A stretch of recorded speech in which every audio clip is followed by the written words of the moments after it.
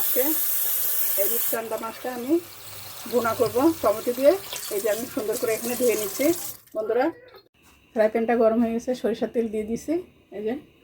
আর এখন আমি দিয়ে দেবো পেঁয়াজটা দিয়ে দিচ্ছি।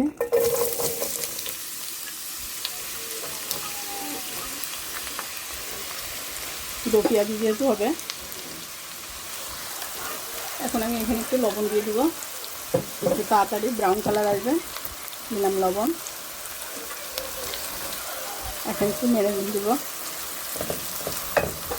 একটু পানি দিয়ে দেবো। পেঁয়াজটা লাল হয়ে গেছে, মশলাটা ভুনা করবো তো যাতে না পুড়ে যায়। আদা পেস্ট, রসুন পেস্ট, একটু হলুদ দিলাম, ধনিয়ার গুঁড়া, জিরার গুঁড়া, মাছের মশলা দিয়ে দিলাম।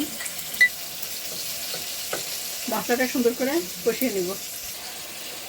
মরিচের গুঁড়া দিলাম, আমি এখানে টমেটো কুচি করে রাখছি, এটা দিয়ে দিলাম কিছুটা। একটু টমেটো সুন্দর করে আমি কষিয়ে নিব।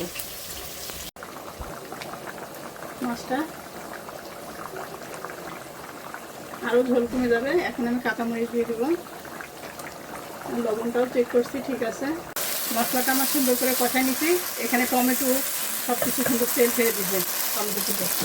এখন আমি এখানে গরম পানি দিয়ে দেবো।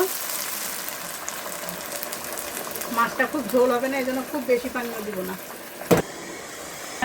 পানিটা ফুটে গেছে, মাছগুলো দিয়ে দেবো। এখানে মশলা দিয়ে মাছগুলো আমি এইভাবে মেখে রেখেছি, এখন দিয়ে দেবো। এই মাছটা না ভেজেই রান্না করবো আজকে। মাছগুলো আমি সব দিয়ে দিলাম সুন্দর করে সাজিয়ে। এখন এখানে আরেকটু আমি পানি দিয়ে দেবো। পানিটা একটু কম মনে হচ্ছে, কারণ একটু সিজবে। মাছ ঢেকে দেবো।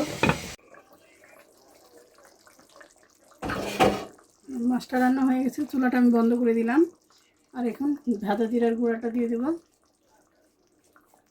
এই মাছগুলো ভাজলে এইভাবেও রান্না করা যায়, খুব ভালো লাগে বন্ধুরা। আর আমার এই ভিডিওটি তোমাদের কেমন লাগলো, লাইক কমেন্ট সাবস্ক্রাইব করবা, কমেন্টে জানাবে তোমরা। আজকে এই পর্যন্ত, আল্লাহ হাফেজ।